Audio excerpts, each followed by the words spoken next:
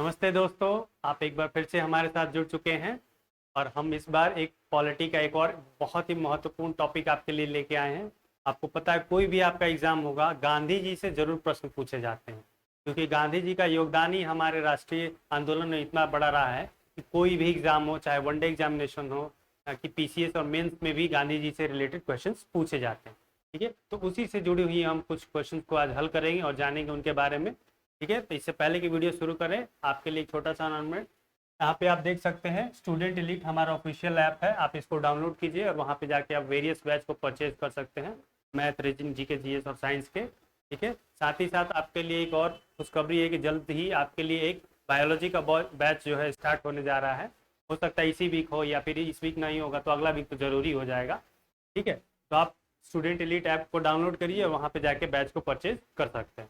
बहरहाल आपके सुविधा के लिए इस वीडियो के डिस्क्रिप्शन में भी लिंक दे दिया जाएगा, तो वहाँ से भी जाके परचेज कर सकते हैं। ठीक है, तो चलिए आइए शुरू करते हैं वीडियो। तो आपके पास पहला ही क्वेश्चन है महात्मा गांधी से संबंधित प्रश्नों में कि गांधी जी ने भारतीय राष्ट्रीय आंदोलन में किस आंदोलन के माध्यम से प्रवेश किया। मतलब जब गांधी जी की एंट्री हुई हमारे नेशनल मूवमेंट में, तो पहला कौन सा मूवमेंट था जिसका उन्होंने शुरुआत किया। तो सबको पता है कि चंपारण सत्याग्रह, तो उन्होंने वो किया था, एंट्री किया था हमारे नेशनल फ्रीडम में, नेशनल मूवमेंट में। और ये कब हुआ था? 1917 में। ठीक है, चंपारण सत्याग्रह किसके लिए हुआ था? तो आपको पता था 3 कठिया चलता था। 3 कठिया चलता। 3 कठिया क्या है कि 3/20 भाग पे, मतलब अगर 20 कट्ठे का मान लीजिए 1 बीघा होता था, तो 3 कट्ठे में क्या होता था, नील की खेती करनी पड़ती थी वहां के किसानों को। कहाँ के? चंपारण के। तो उसी चीज को विरोध करने के लिए गांधी जी ने चंपारण सत्याग्रह शुरू किया था, जिसको 3 कटिया सिस्टम भी कहा जाता है। ठीक है, तो वो 1917 में हुआ था। अहमदाबाद आंदोलन आपको पता है, ये 1918 में हुआ था। असहयोग आंदोलन हुआ था 1920 में, और खेड़ा सत्याग्रह भी 1918 में ही हुआ था। ठीक है, लेकिन खेड़ा पहले हुआ था, अहमदाबाद बाद में हुआ था। ठीक है, तो ये इसको फर्स्ट दे देते हैं और इसको सेकंड दे देते हैं, इसे आप सीक्वेंस में भी इसको बना पाएंगे। खेड़ा क्या था? तो यहाँ पे ही सरदार वल्लभ भाई पटेल को सरदार की उपाधि खेड़ा की महिलाओं ने दिया था। ठीक है, असहयोग आंदोलन आपको पता ही है कि खिलाफत और नॉन कॉपरेशन को मिला के असहयोग आंदोलन बना था। ठीक है, अहमदाबाद में भी गांधी जी गए थे, वहाँ पे वर्कर्स का मिल का स्ट्राइक कर रहे थे, वेजेस को बढ़ाने का मांग कर रहे थे। ठीक है, तो उससे रिलेटेड थी। चलिए आइए आते हैं सेकंड प्रश्न पे। दूसरा प्रश्न कह रहा है कि गांधी जी के अनुसार अहिंसा और सत्य के विषय में निम्नलिखित कथनों में से कौन सा सही है। तो गांधी जी का सबको पता है कि अहिंसा और सत्य में बिलीव रखते थे, यानी कि ट्रूथ और नॉन वायलेंस। ठीक है, इसको हिंदी में क्या बोलते हैं? Truth and non violence.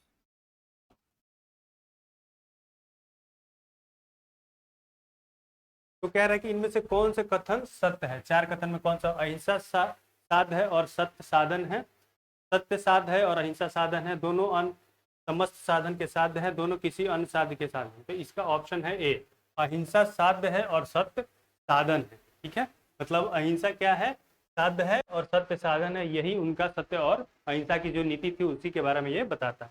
तीसरा प्रश्न है, निम्नलिखित में से क्या गांधी के एकादश महाव्रत में शामिल नहीं है। पूछ रहा है कौन सा शामिल नहीं। ठीक है, तो ये अच्छा, ये ऑप्शन दोनों एक ही हो गया, तो ऑप्शन सी और डी दोनों सही होगा, क्योंकि ऑप्शन दोनों एक ही है। तो एकादश महाव्रत क्या था कि उसमें गांधी जी बताते हैं कैसे आप एक सिंपल और बैलेंस लाइफ जी सकते हैं। ठीक है, तो उसी को लाइफ को बताने के लिए उन्होंने एकादश महाव्रत बोला था। तो उसमें अपरगृह था, जीविका सत्सम था, अनुशासन था, और भी बहुत सारी चीजें थी उसमें, 11 चीजें थे। तो अनुशासन जो था उसमें नहीं था। ठीक है, चौथा है कि वह कौन सी योजना थी जिसके बारे में गांधी जी ने टिप्पणी की कि यह एक क्षतिग्रस्त बैंक के नाम आगे की तारीख वाला चेक है। तो ये था क्रिप्स मिशन योजना। क्रिप्स मिशन कब आया था? 1946 में। ठीक है, इसमें क्या था, इसकी को इंग्लिश में पोस्ट डेटेड चेक बोला था गांधी जी। ठीक है, पोस्ट डेटेड चेक मतलब ऐसा चेक जो कि आगे के दिनों के लिए दिया गया। ठीक है, जैसे कि आज अगर मान लीजिए कि कोई चेक आपको दिया गया है, तो आज की तारीख नहीं है, वो आगे की फ्यूचर डेट है, उसी को पोस्ट डेटेड चेक कहा। तो यही है गांधी जी क्रिप्स मिशन के बारे में इन्होंने बोला था। वेबल प्लान कब आया था? 1945 में आया था। अगस्त पर 1940 में आया था। कैबिनेट मिशन 1946 में आया था। क्रिप्स मिशन आया था 1942 में, ठीक है। कौन सा वाक्य गांधी के राज्य संबंधी विचारों का प्रतिनिधित्व करता है? तो इनमें से कौन सा वाक्य है जो गांधी जी के विचारों से मेल खाता है? राज एक आवश्यक बुराई है, राज एक अनावश्यक बुराई है, राज पृथ्वी पर ईश्वर का अवतरण है, या राज प्राकृतिक है? ठीक है, तो इसका आंसर है बी, राज एक अनावश्यक बुराई है। ये गांधी जी का मानना था कि जो भी राज होता है वो एक अनावश्यक बुराई होता है, ठीक है। छठा है, महात्मा गांधी ने कांग्रेस के केवल एक अधिवेशन बेलगांव अधिवेशन की अध्यक्षता थी। बेलगांव किस राज्य में स्थित है? तो बेलगांव किस में है? कर्नाटक में है। और ये बेलगांव अधिवेशन कब हुआ था? 1924 में हुआ था। एक ही मात्र वैसा कांग्रेस का अधिवेशन था जिसमें गांधी जी ने उसकी अध्यक्षता की थी। वो कहाँ पे? कर्नाटक के बेलगांव, ठीक है, ध्यान रखिएगा। 7 है, गांधी जी के सर्वोदय संबंधी विचारों पर किसका प्रभाव पड़ा? तो ये थे जॉन रस्किन। जॉन रस्किन के बारे में गांधी जी ने खूब पढ़ा था, उनको बहुत अपना आइडल मानते थे, तो उन्हीं के प्रभाव की वजह से जो उनका सर्वोदय संबंधी विचार था उससे वो प्रभावित थे। 8वां है, निम्नलिखित में कौन सा सत्याग्रह की प्रविधि में शामिल नहीं है? मतलब इसमें कौन सी चीज है जो सत्याग्रह में नहीं आती है? हड़ताल आता था, मतलब ये नहीं हुआ। हिजरत भी आता था। तो सीधी कार्रवाई मतलब क्या डायरेक्ट एक्शन की बात कभी भी गांधी जी ने की? नहीं की। तो जब नहीं की तो ये इनके सत्याग्रह संबंधी जो विचार है उनमें भी नहीं आए, ठीक है। 9, महात्मा गांधी को मंगल बाबा किसने कहा? तो मंगल बाबा किसने कहा? मंगल बाबा ये थे खान अब्दुल गफ्फार खान, ठीक है। इनको फ्रंटियर गांधी भी कहा जाता था, इनको फ्रंटियर गांधी भी कहा जाता था। फ्रंटियर गांधी इनको कहा जाता था, खान अब्दुल गफ्फार खान को, और मंगल बाबा खान अब्दुल गफ्फार खान ने महात्मा गांधी को कहा, ठीक है। आगे 10 है, महात्मा गांधी को अर्धनग्न फकीर किसने कहा था? तो अर्धनग्न फकीर ये चर्चिल ने कहा था, विंस्टन चर्चिल, जो कि ब्रिटेन के प्राइम मिनिस्टर भी थे। तो उन्होंने गांधी जी को अर्धनग्न फकीर कहा था। जब बंगाल में फैमाइन आया था 1940-42 के आसपास में, शायद 1943 वो ईयर था। तो जब उनके पास रिपोर्ट गया विंस्टन चर्चिल के पास कि बंगाल में फैमाइन आया है, बहुत सारे लोग मर रहे हैं भूखमरी की वजह से, कुछ अनाज का रिलीज किया जाए, तो उनका वर्ड ये था चर्चिल का कि has Gandhi not yet died? क्या गांधी अब तक मरा या नहीं मरा? ठीक है, तो इतना वो हेट करते थे गांधी जी को, इसीलिए उनको अर्धनग्न फकीर बोलते थे। कौन? Winston Churchill. महात्मा गांधी को महात्मा किसने कहा था? तो महात्मा गांधी को महात्मा रविन्द्रनाथ टैगोर जी ने कहा था, ठीक है। 12 नंबर है, महात्मा गांधी को राष्ट्रपिता, तो सबसे पहले राष्ट्रपिता सुभाष चंद्र बोस ने कहा था, उसके बाद हम लोग भी उनको राष्ट्रपिता कहने लगे हैं। हालांकि ऑफिशियली ऐसा कोई डॉक्यूमेंटेड फरमान नहीं है कि हम गांधी जी को राष्ट्रपिता कहा जाता है, लेकिन बोलचाल में रिस्पेक्ट देने के मामले में हम उनको राष्ट्रपिता कहते हैं। तो ये राष्ट्रपिता की उपाधि उनको सुभाष चंद्र बोस ने अपने तरफ से दिया था।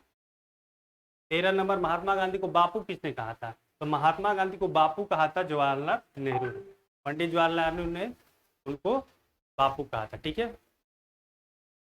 14, इस आंदोलन के दौरान गढ़वाल रेजिमेंट के जवानों ने प्रदर्शनकारियों पर गोली चलाने से इनकार कर दिया। तो अगर आपने ये सविनय अवज्ञा आंदोलन वाली सीरीज आपने वीडियो देखा होगा तो उससे आप क्वेश्चन कर पाएंगे। उसमें ये क्वेश्चन कराया हुआ है कि गढ़वाल रेजिमेंट ने तो और उनके जवानों ने जो लोग प्रदर्शन कर रहे थे उन पर गोली चलाने से वो लोग मना कर देते, ठीक है। तो ये है सविनय अवज्ञा आंदोलन, ठीक है। तो असहयोग आंदोलन कब हुआ था? 1920 में। सविनय अवज्ञा आंदोलन 1930 में। भारत छोड़ो आंदोलन 1942 में। और स्वदेशी आंदोलन 1905 में, बंगाल विभाजन के बाद, ठीक है। तो ये क्रम भी आप याद रखें। 15 है, भारत छोड़ो आंदोलन के दौरान महात्मा गांधी को कहाँ बंदी बनाकर रखा गया? तो अभी अभी बताया भारत छोड़ो आंदोलन, आप कमेंट में लिख के बताया कि कौन से ईयर में हुआ था। तो ये जब भारत छोड़ो आंदोलन हुआ था तो महात्मा गांधी आगा खान पैलेस, यानी जो पुणे में आगा खान पैलेस है, उनमें उनको बंदी बना के रखा गया, ठीक है। 16 है, ऑल इंडिया खिलाफत कांग्रेस का अध्यक्ष 1919 में किसे चुना गया? तो 1919 में ऑल इंडिया खिलाफत कांग्रेस का अध्यक्ष चुना गया महात्मा गांधी को। मैंने आपको बताया था कि नॉन कॉपरेशन और खिलाफत दोनों को मिला के 1920 में नॉन कॉपरेशन मूवमेंट चलाया गया था। तो उसके जो खिलाफत कमेटी थी उसके अध्यक्ष थे महात्मा गांधी। आपको पता है खिलाफत क्या था, खिलाफत इशू क्या था? तो जब फर्स्ट वर्ल्ड वॉर में तुर्की हार गया था ब्रिटेन से, तो जो खलीफत का पोस्ट होता था, ठीक है, तुर्की में, तो उसको हटा देने के बाद कर रहे थे ब्रिटेन। तो उसी चीज को प्रोटेस्ट करने के लिए भारत के मुसलमान भी प्रोटेस्ट कर रहे थे कि नहीं, खलीफत का पोस्ट नहीं हटाना चाहिए। तो उसी इशू को लेके गांधी जी ने सोचा कि हिंदू मुस्लिम यूनिटी को बढ़ाने का, इंक्रीज करने का बहुत अच्छा मौका है, तो खिलाफत का जो आंदोलन है और नॉन कॉपरेशन का जो आंदोलन, उन दोनों को मिला करके नॉन कॉपरेशन मूवमेंट चलाया गया 1920 में। ठीक है। 17 नंबर, महात्मा गांधी ने यह घोषणा कब की कि भारतवासी अपने राजनीतिक भाग का स्वयं निर्धारण करेंगे? तो ये 1922 में जो नॉन कॉपरेशन मूवमेंट चल रहा था, या यूं कह लो कि अपने आखिरी चरण में था, तो उन्होंने ये बात कही कि जो भारत के लोग हैं वो ही अपने राजनीतिक भाग्य का क्या करेंगे, स्वयं निर्धारण करेंगे, तब आंदोलन के बाद। 18, भारत की स्वतंत्रता में गांधी जी के योगदान में हमें क्या सीख लेनी चाहिए? तो जो भारत की स्वतंत्रता संग्राम की जो लड़ाई थी उसमें गांधी जी ने बहुत एक क्रिटिकल रोल प्ले किया था, तो उनके रोल से हम भारतीय, हम ह्यूमन बींग्स को, या यूं कह किसी भी एक नागरिक को क्या सीख लेनी चाहिए? अन्याय का अहिंसक रूप से विरोध करना, तो यही है ऑप्शन ए। अन्याय जो है उसका अहिंसक रूप से, वायलेंस नहीं करना है, नॉन वायलेंस तरीके से विरोध करना है। ठीक है, यही ये सीख देके गए। 19, महात्मा गांधी गौतम बुद्ध के पश्चात के समय के सबसे महान भारतीय थे और ईसा मसीह के पश्चात संसार के सबसे महान व्यक्ति थे। महात्मा गांधी के बारे में यह कथन किसका है? ठीक है, ये थे डॉक्टर होम्स।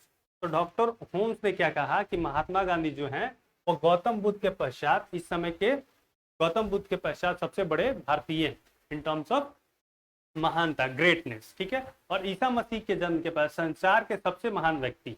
ठीक है, मतलब अगर कोई भारतीय है तो गौतम बुद्ध के बाद सबसे बड़ा भारतीय कौन है in terms of greatness? Mahatma Gandhi. ठीक है, और संसार में अगर देखा जाए तो जो ईसा मसीह थे उनके पश्चात अगर कोई है तो महात्मा गांधी। ये किसका कहना था? तो ये डॉक्टर होम्स का कहना। ठीक है, 20 नंबर देखते हैं, और ये हमारा सेकेंड लास्ट प्रश्न है। सन 1920 के कलकत्ता अधिवेशन में महात्मा गांधी के असहयोग आंदोलन के प्रस्ताव का विरोध किसने किया? ध्यान दीजिएगा, विरोध पूछ रहा है। और एक बात आपको फिर से यहाँ पता चली कि 1920 में जो आंदोलन अधिवेशन हुआ था कांग्रेस का, वो कलकत्ता में हुआ था। और ये कब हुआ था? तो असहयोग आंदोलन के लिए। उस चीज को, असहयोग आंदोलन का प्रस्ताव कि मतलब अब लॉन्च किया जाना चाहिए, उसका विरोध किसने किया? ठीक है, इसमें देश बंधु चित्तरंजन दास थे, मदन मोहन मालवीय जी थे, श्रीमती एनी बेसेंट भी थे। मतलब 1, 2, 3 ऑप्शन सी इसका आंसर है। मोतीलाल नेहरू ने इसका विरोध नहीं किया। ठीक है, एक बार फिर से ध्यान से देख लीजिए आप। हालांकि जो मदन मोहन मालवीय जी हैं वो महात्मा गांधी के पॉलिटिकल गुरु हैं, ठीक है, राजनीतिक गुरु हैं, लेकिन फिर भी इन्होंने इस चीज का विरोध किया। ध्यान रखिएगा उस बात को। यहाँ पे मैं लिख देता हूँ, political Guru of Gandhi. Question ये पूछ चुका है, इसलिए ध्यान रखिएगा। तो पॉलिटिकल गुरु थे, राजनीतिक गुरु थे गांधी जी के मदन मोहन मालवीय। ठीक है, तो ये 1, 2, 3 इसका सही ऑप्शन है। इन लोगों ने इस प्रस्ताव के विरोध में वोट किया। ठीक है, आखिरी क्वेश्चन आपके पास, भारत छोड़ो आंदोलन का विरोध किसने किया था? तो भारत छोड़ो आंदोलन का विरोध किया था डॉक्टर BR अम्बेडकर। ठीक है, आप सबके बारे में, इनके बारे में जानते ही हैं, इनसे क्वेश्चन भी पूछे जाते थे। तो भारत छोड़ो आंदोलन कब हुआ था? 1942 में, जिसको क्विट इंडिया मूवमेंट भी कहा जाता था। और इसी मूवमेंट में गांधी जी ने बोला था डू और डाई, करो या मरो का सिद्धांत दिया था। तो ये 1942 था, और इस आंदोलन का विरोध किया था हमारे डॉक्टर अम्बेडकर जी। ठीक है, और ये थे हमारे 21 प्रश्न गांधी जी से रिलेटेड। आपको उम्मीद है पसंद आया होगा। अगर किसी क्वेश्चन में डाउट है तो आप कमेंट में लिख के जरूर बताइएगा। साथ ही साथ आप किस टॉपिक्स पे वीडियो देखना चाहते हो वो भी बताइए। और हमारे स्टूडेंट इलीट ऐप को डाउनलोड कीजिए और वहाँ से जाके आप बैच को परचेज कर सकते हैं। ठीक है, मिलते हैं फिर किसी अगले वीडियो में। तब तक के लिए पढ़ते रहिए, मुस्कुराते रहिए और देखते रहिए स्टूडेंट इलीट। धन्यवाद।